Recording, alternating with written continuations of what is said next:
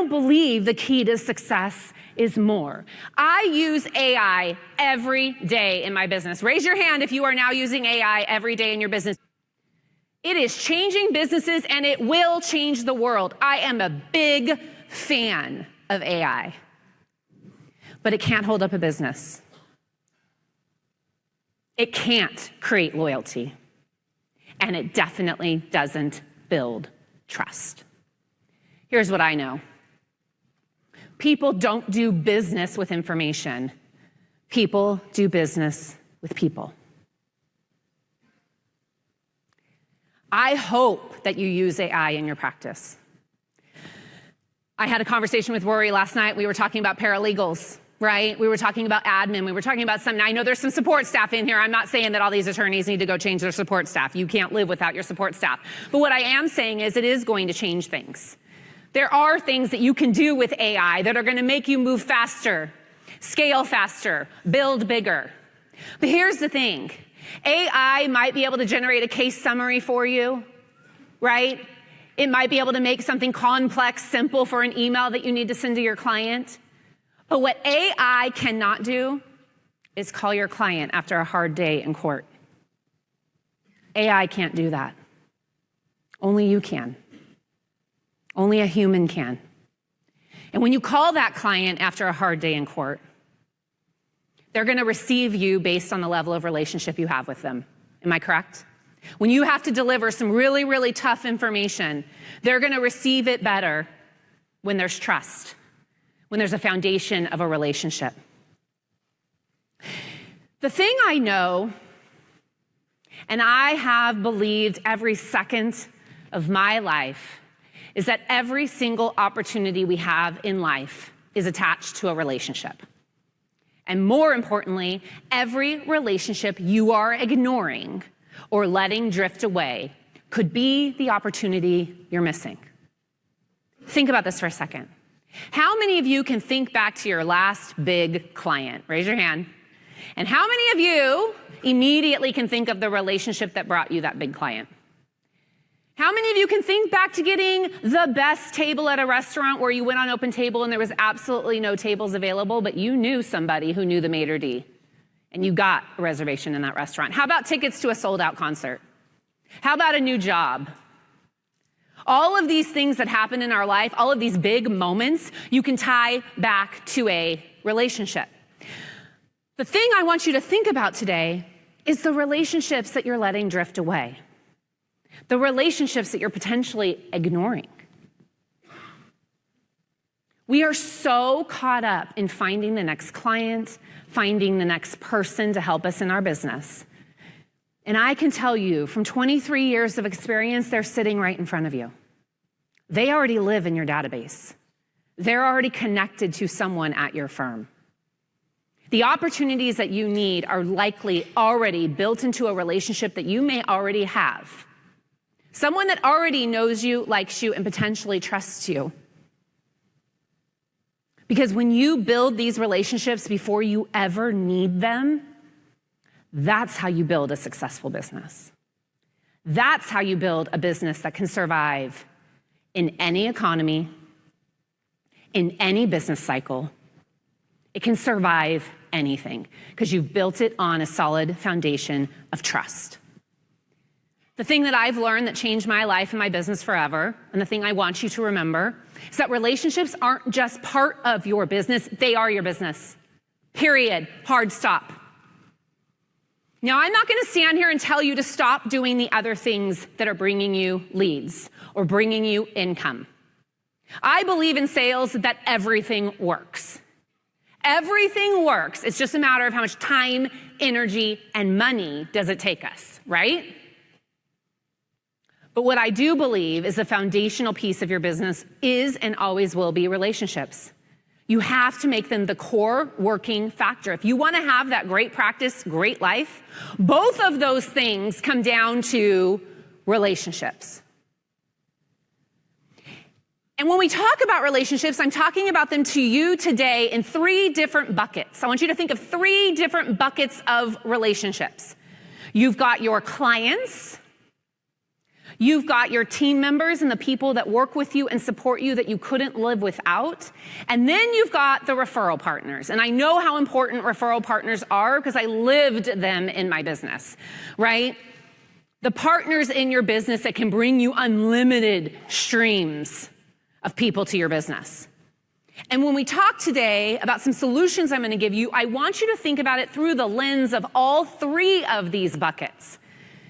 Because we get so caught up in just bringing in leads, sometimes we forget about our relationships back at home. All relationships matter. As I went to my car, panting and sweating and questioning every decision I had just made in my new career, I thought, I didn't sign up for this. I didn't sign up to get yelled at. I didn't sign up to get doors slammed in my face, and I certainly did not sign up to get chased by a dog. I thought, I signed up to help people. And that's when it hit me. I was out there chasing transactions instead of building relationships. And how many of you can think about your practice right now or potentially reflect back on when you started your practice and it felt a little like you were chasing people, begging them to work with you? Instead of doing the one thing that I learned could transform not only my business, but my life. And it was something that I learned very early on, is that business moves at the speed of relationships. I want you to remember that the entire conversation we have. Business doesn't move at the speed of marketing. Business doesn't move at the speed of automation and funnels. Business truly moves at the speed of relationships. We have to get back to humanity. We have to get back to connection. We have to get back to trust. And to support this fact even further, Nielsen did a study that said that 88% of respondents said they most trust recommendations from people they know. We all know what that means, right? 88% of people trust a referral more than anything else. And sometimes, I know I'm in a B2C audience right now, but a lot of times in B2B audiences, they're like, well, Barb, that must have worked great for real estate, but in my sales career, that doesn't work. Well, Harvard Business Review stated that 84% of B2B decision makers start their buying process from a referral, not a cold call. Yet what are we taught to do in business? More cold calls, more technology, more. And yet the stats and the data prove that people are going for recommendations from people they know to people that they can trust. Except the problem is that I truly believe we are living in a trust recession right now. Can we agree that trust is down everywhere? We have lost trust in institutions, in business, in leadership, in politics. Trust is down everywhere. Because people are tired of being sold to and disappointed. And so we're trying to close this gap with people that don't trust anything anymore. And I agree that we're in a trust recession, but friends, I think it goes deeper than that. I think we're in a relationship recession. Would you agree? If we had better relationships, we would have better trust. We actually, in my opinion, are living in a human trust gap. We are communicating more than ever before, yet we are connecting less than ever before. Think about how much communication you are receiving every day, and then compare that with how many personal phone calls you're receiving every day. And I firmly believe that the solution to this trust recession isn't another strategy. The solution to this trust recession is relationships. The people who know how to build real, authentic, human relationships are going to win every single time. These are the people that stand out. It happens because of how you show up. In a world where trust is so rare and human connection is dropping at a rapid rate, I promise you, if you choose to be the person that shows up real, relatable, and human, you are going to have the business in life that moves at such a speed no one else can keep. If you are tired of hearing this word and you kind of saw authenticity and you were like, oh, kind of mini eye roll. Anybody want to admit that they saw it and thought, I don't want to hear about authenticity? It's okay, trust me, I get it. It was such a big buzzword that it was Merriam-Webster's word of the year in 2023. That's a big deal. The problem is, it is the most overused and underexplained word out there. And even if you know what it means, chances are the person next to you has a completely different definition. So together, we're going to find out how screwed up we all are. What do you think authenticity means? One word. What does authenticity mean to you? One word. Real. Genuine, truth, candor, honest, vulnerability, truthfulness. Intimate, that's a great one. Unapologetic, friendship, being you, integrity. But look at these ones that are popping out. Truth, real, genuine, integrity, trust. Who said naked? I have to give you that. That's a first. I've done this with a lot of audiences. That's a first. Here's the thing about authenticity. Here's my problem with authenticity. How many of you have ever been told to just be authentic? Raise your hand. How many of you have been told or read to ever just be yourself? Does anybody actually know how to do that? Do you know how to be yourself?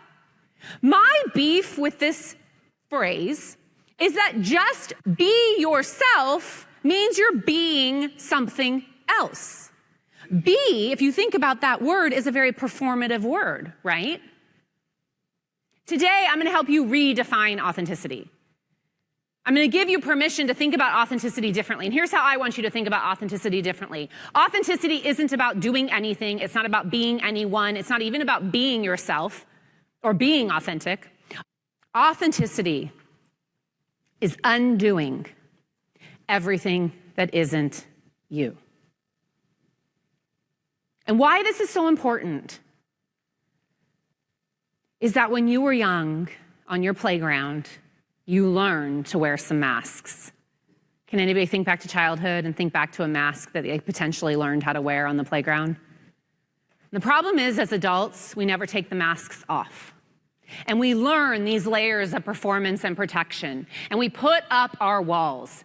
Well, friends, today is your permission slip to let down the walls, to put down the masks, and to start undoing everything that isn't you. And why is this conversation so important? Well, it's so important because my friends at Brand Builders Group did a national study in personal branding and found that 74% of Americans say they are more likely to trust someone who has an established personal brand. And what is a personal brand? A personal brand is every single one of you. Your brand is not your firm. Your brand is not your logo. Your brand is who you are. Your brand is how you show up when you walk into a room, how you show up when you meet with a client. An established personal brand, you can't have it without authenticity. Otherwise, you don't have a personal brand, you have a fake brand. And 74% of Americans are saying that they're more likely to trust someone who has an established personal brand. My goal today is to help you make it an authentic one. Now, the next thing people typically say to me is, Barb, okay, authenticity is great, but let me tell you what authenticity isn't. Authenticity is not throwing up your life on somebody. That's called oversharing. Okay, we're not going to do that. I'm going to give you a formula.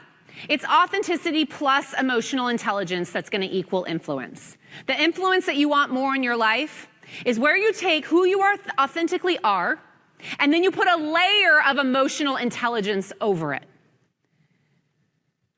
If you brought every single piece of who you authentically are to every single client appointment, would you have any clients? If you brought every thought and opinion that you're carrying around in your mind, would you have any clients? No. What I'm trying to impress upon you today is that the parts of you that you bring are authentic and real. And when you have enough awareness to have this emotional intelligence lens, that's how you create influence.